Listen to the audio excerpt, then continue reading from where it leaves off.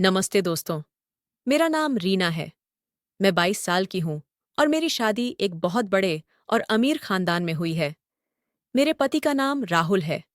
हमारी शादी बड़ी धूमधाम से हुई थी। चारों तरफ खुशियों की चमक थी, रंग बिरंगी लाइटें, ढेर सारी मिठाइयाँ और रिश्तेदारों की भीड़। सब कुछ ऐसा था जैसे मैं किसी परियों की कहानी में आ गई हूँ। लेकिन यह खूबसूरत सपना ज्यादा दिन तक नहीं टिका। शादी के कुछ ही दिन बाद राहुल को अपनी नौकरी के लिए विदेश जाना पड़ा। उस दिन जब वह हवाई अड्डे पर मुझे अलविदा कहकर गया, मेरे दिल में एक अजीब सा खालीपन छोड़ गया। अब मैं इस बड़े से घर में अकेली हूँ। ये घर बहुत शानदार है। बड़े बड़े कमरे, कीमती सामान और नौकर चाकर सब कुछ है। लेकिन मेरे लिए यह सब बेकार है क्योंकि मेरा दिल सूना है। राहुल विदेश में अपने काम में व्यस्त रहता है। वह फोन करता है, लेकिन उसकी बातों में वह प्यार नहीं जो मुझे चाहिए। एक शादीशुदा औरत होने के नाते मेरे मन में बहुत सारी इच्छाएं हैं। प्यार की, साथ की और वो गर्माहट जो एक पति अपनी पत्नी को देता है। लेकिन राहुल के बिना यह सब अधूरा है। मैं हर रात अपने बिस्तर पर अकेले लेटी तड़पती हूँ। मेरे अंदर एक आग है जो बुझती नहीं। इसी अकेलेपन में एक दिन मेरे देवर रोहन हमारे घर रहने आया। रोहन 25 साल का है और राहुल का छोटा भाई है। वह हाल ही में अपनी पढ़ाई पूरी करके घर लौटा है। रोहन बहुत हंसमुख और अच्छा लड़का है। उसकी हंसी और उसकी बातें घर में एक नई रौनक ले आईं। पहले तो मैंने उसे ज्यादा ध्यान नहीं दिया। आखिर वह मेरा देवर था और मेरे मन में कुछ गलत नहीं था। लेकिन धीरे धीरे मेरी नजरें उस पर रुकने लगीं। शायद मेरा अकेलापन मुझे उसकी ओर खींच रहा था। रोहन बहुत हैंडसम है। उसकी गहरी आंखें और मुस्कुराहट में एक अजीब सा जादू है।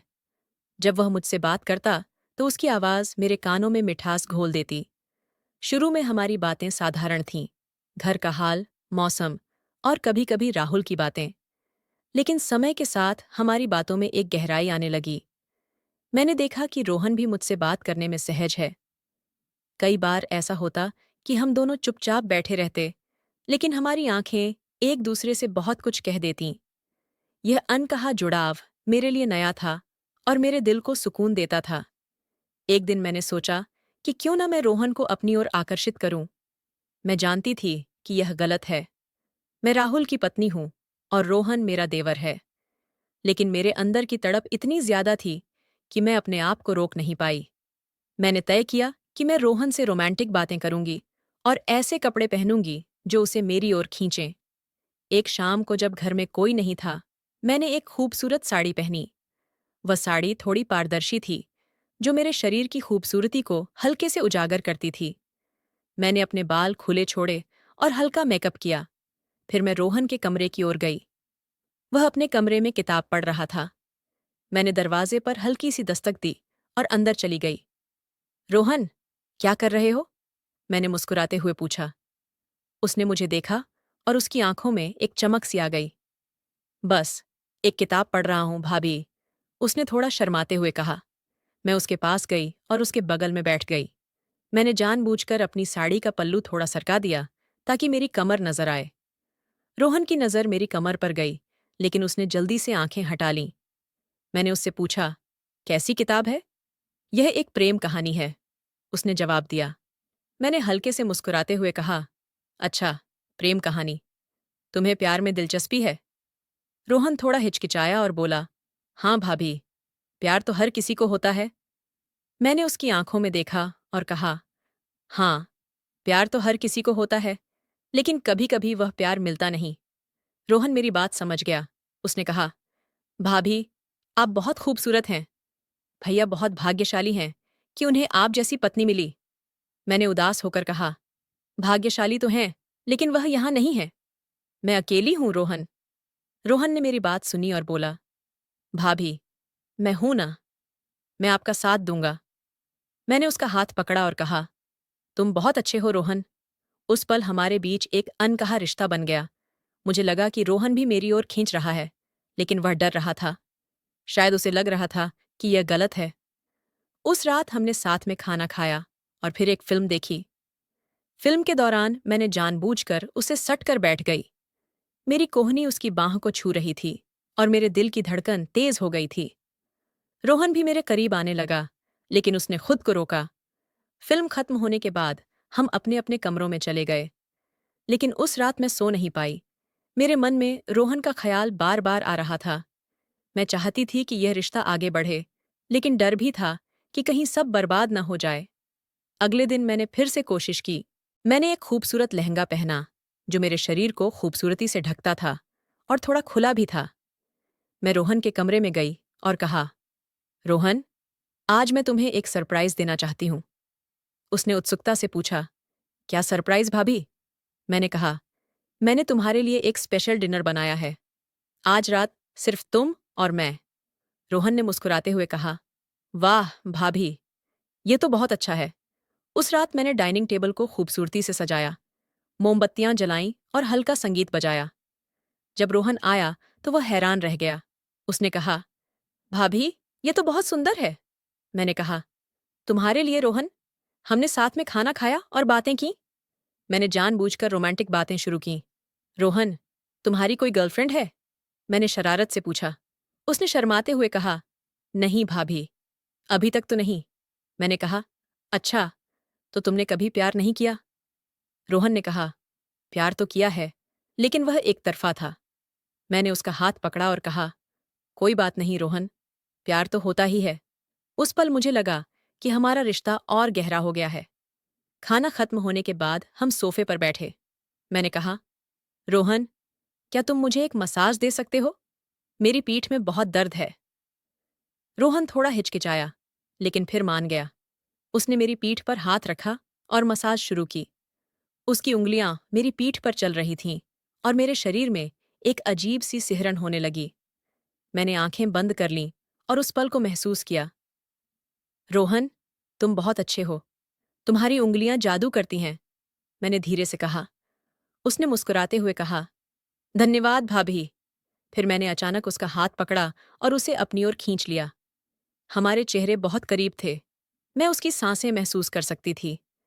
मैंने उसकी आंखों में देखा और लगा कि अब कुछ होने वाला है। लेकिन तभी रोहन पीछे हट गया और बोला, भाभी, यह गलत है।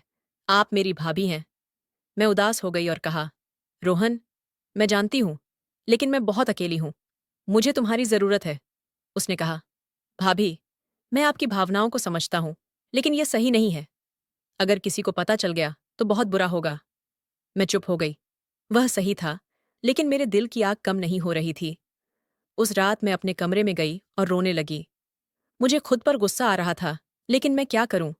मेरी इच्छाएं मुझे मजबूर कर रही थीं। अगले कुछ दिन मैंने रोहन से दूरी बनाए रखी। मैं नहीं चाहती थी कि हमारे बीच कोई गलतफहमी हो, लेकिन मेरे दिल में उसके लिए भावनाएं और गहरी होती गईं। एक दिन मैंने उसे पार्क में टहलते देखा। मैं चुपके से उसके पीछे गई। पार्क में एकांत था। मैं उसके पास गई और बोली, रोहन, मैं तुमसे कुछ कहना चाहती हूँ। उसने कहा, हाँ भाभी, बोलिए। मैंने हिम्मत जुटाई और कहा, रोहन, मैं जानती हूं कि यह गलत है, लेकिन मैं तुमसे प्यार करने लगी हूं। मैं तुम्हारे बिना नहीं रह सकती। रोहन ने हैरानी से मुझे देखा और कहा, भाभी, आप क्या कह रही हैं? ये नहीं हो सकता। मैंने उसका हाथ पकड़ा और कहा, रोहन, प्लीज, मुझे रिजेक्ट मत करो। मैं बहुत अकेली हूं। उसने मेरी आंखों में देखा और कहा, भाभी, मैं भी आपसे प्यार करता हूं, लेकिन यह गलत है। हम ऐसा नहीं कर सकते। मैंने कहा, रोहन, हम चुपके से मिल सकते हैं। किसी को पता नहीं चलेगा। रोहन ने सोचा और फिर बोला, भाभी, ये बहुत रिस्की है, लेकिन मैं आपकी भावनाओं को समझता हूं। मैं आपका साथ दूंगा। उस पल मेरे दिल में खुशी की लहर दौड़ गई। मैंने उसे गले लगा लिया और कहा, धन्यवाद, रोहन, तुमने मेरा दिल जीत लिया। अगले दिन रात के 10 बजे बाहर तेज बारिश हो रही थी। आसमान से पानी की बूंदें ऐसे गिर रही थीं जैसे मेरे दिल का दर्द बरस रहा हो। बिजली बार बार चमक रही थी और घर में अंधेरा छाया था। मोमबत्ती की हल्की रोशनी में मैं और रोहन अकेले थे। मेरा पति राहुल महीनों से विदेश में था और मैं इस बड़े से घर में तन्हा थी। मैं बाहर कपड़े लाने गई थी, तभी बारिश ने मुझे भिगो दिया। मेरी साड़ी मेरे शरीर से चिपक गई थी। पानी मेरे बालों से टपक रहा था और ठंड से मैं कांप रही थी। गीले कपड़ों में मैं रोहन के सामने आई। वो लिविंग रूम में सोफे पर बैठा था और जब उसने मुझे देखा तो उसकी नज़रें थम गईं। मेरी साड़ी मेरे जिस्म को ऐसे लपेटे थी कि मेरा हर अंग साफ नजर आ रहा था। मैंने देखा कि उसकी आंखों में एक चमक थी, एक चाहत थी। रीना भाभी, आप भीग गई हैं। जल्दी से कपड़े बदल लीजिए, उसने कहा, लेकिन उसकी आवाज में हल्की सी घबराहट थी। मैंने उसकी बात अनसुनी कर दी। मैं चाहती थी कि वो मुझे ऐसे ही देखे। मैं उसके पास गई और सोफे पर उसके बगल में बैठ गई। मेरे दिल में महीनों से दबी हुई तड़प अब बाहर आना चाहती थी। रोहन, मैं अब और अकेलापन सहन नहीं कर सकती, मैंने कहा। मेरी आवाज में दर्द था और आंखों में आंसू थे। भाभी, आप ऐसा क्यों कह रही हैं? उसने पूछा, मेरी तरफ देखते हुए। तुम्हारा भाई कभी घर नहीं रहते। मैं इस घर में अकेली मर रही हूं। मुझे कोई चाहिए जो मुझे समझे, जो मेरे साथ हो। मैं एक औरत हूं, रोहन। मेरे भी दिल और जिस्म की भूख है, मैंने कहा, और अपने आंसू नहीं रोके। वो चुप रहा, लेकिन उसने मेरे कंधे पर हाथ रख दिया। उसकी छुअन से मुझे सुकून मिला। मैंने उसकी तरफ देखा और कहा, रोहन, मुझे बस थोड़ा प्यार चाहिए। क्या तुम मुझे वो नहीं दे सकते? भाभी, ये गलत है। आप मेरे भैया की बीवी हैं, उसने कहा, लेकिन उसकी आवाज में कमजोरी थी। मुझे पता है, लेकिन राहुल मुझे भूल गए हैं और मैं अब और इंतजार नहीं कर सकती, मैंने कहा, और उसके और करीब हो गई। वो हिचकिचाया, लेकिन फिर उसने मुझे अपनी बाहों में भर लिया। उसकी गर्माहट ने मेरे जिस्म को थोड़ी राहत दी। मैं उसके सीने से लगी रही और फिर उसने मेरी ठुड्डी ऊपर की। उसकी आंखों में मेरे लिए चाहत थी। धीरे से उसने अपने होंठ मेरे होंठों पर रखे। उस रात हमने सारी हदें पार कर दीं। बारिश की आवाज के बीच हम एक दूसरे में खो गए। उस रात के बाद हमारा रिश्ता बदल गया। हम दोनों एक दूसरे के बिना रह नहीं पाते थे। दिन में हम सामान्य रहते, लेकिन जब मौका मिलता, हम चोरी छिपे मिलते। रोहन मुझे बहुत प्यार करता था। वो मेरे लिए छोटी छोटी चीजें करता, कभी फूल लाता, कभी मेरे हाथ को चूमता। उसकी हर छुअन मेरे दिल को सुकून देती थी। एक दिन, जब घर में कोई नहीं था, हम मेरे कमरे में थे। उसने मुझे अपनी बाहों में लिया और कहा, भाभी, तुम बहुत खूबसूरत हो। मैं तुम्हारे बिना नहीं रह सकता। मैंने उसकी आंखों में देखा और कहा, रोहन, तुमने मेरी जिंदगी में रंग भर दिए हैं। मैं भी तुमसे बहुत प्यार करती हूँ। हम एक दूसरे के करीब आए। उसकी सांसें मेरे चेहरे पर महसूस हो रही थीं। उसने मुझे चूमा और फिर हमारी चाहत ने हमें फिर से एक कर दिया। उस पल में सब कुछ सही लग रहा था, हालांकि मैं जानती थी कि यह गलत है। रोहन ने मेरे अकेलेपन को दूर किया, मेरी प्यास को बुझाया। मैं बहुत खुश थी। कुछ दिन बाद सुबह सुबह मुझे उल्टियां होने लगीं। मेरा पेट दर्द करने लगा। पहले मैंने सोचा कि शायद कुछ गलत खा लिया, लेकिन जब ऐसा बार बार हुआ तो मुझे शक हुआ। मैंने टेस्ट किया और सच सामने आया। मैं प्रेग्नेंट थी। मैं डर गई। रोहन को बताया तो वो भी परेशान हो गया। भाभी, अब क्या करेंगे? अगर भैया को पता चला तो सब खत्म हो जाएगा, उसने कहा। मुझे नहीं पता रोहन, मैं भी डर रही हूं, मैंने कहा। मेरे हाथ कांप रहे थे। हमने सोचा कि शायद इसे छिपा लें, लेकिन ये आसान नहीं था।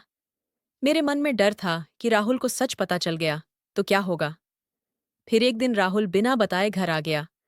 वो मुझे सरप्राइज देना चाहता था। मुझे देखकर वो बहुत खुश हुआ। उसने मुझे गले लगाया और कहा, रीना, मैं तुम्हें बहुत मिस करता था।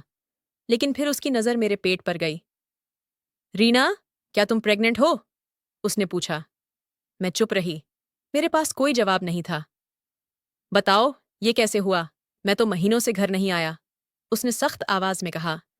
मैं रोने लगी और सारी सच्चाई बता दी। राहुल, मैं बहुत अकेली थी। तुम कभी मेरे पास नहीं थे। मैं हर रात तड़पती थी। रोहन ने मेरा साथ दिया और हमारा रिश्ता बन गया। ये बच्चा उसी का है। राहुल का चेहरा गुस्से से लाल हो गया। तुमने मेरे साथ धोखा किया, वो भी मेरे भाई के साथ। ये बच्चा किसका है, ये पूछने की भी जरूरत नहीं। तुमने मेरा मुंह काला करवाया, वो चिल्लाया। राहुल, तुम मेरे पति थे, लेकिन तुमने मेरे अकेलेपन को कभी नहीं समझा। मैं इंसान हूं, मेरे भी दिल और जिस्म की जरूरतें हैं, मैंने रोते हुए कहा। लेकिन उसने मेरी एक न सुनी। उसने तुरंत कहा, मैं तुम्हें तलाक देता हूं। तुम और रोहन दोनों यहां से निकल जाओ। मुझे लगा कि कम से कम रोहन मेरा साथ देगा। मैंने उससे कहा, रोहन, अब हम क्या करेंगे? लेकिन उसने ठंडे लहजे में जवाब दिया, भाभी, मैं तुम्हें नहीं अपना सकता। ये सब एक गलती थी। मैं इस बच्चे की जिम्मेदारी नहीं ले सकता।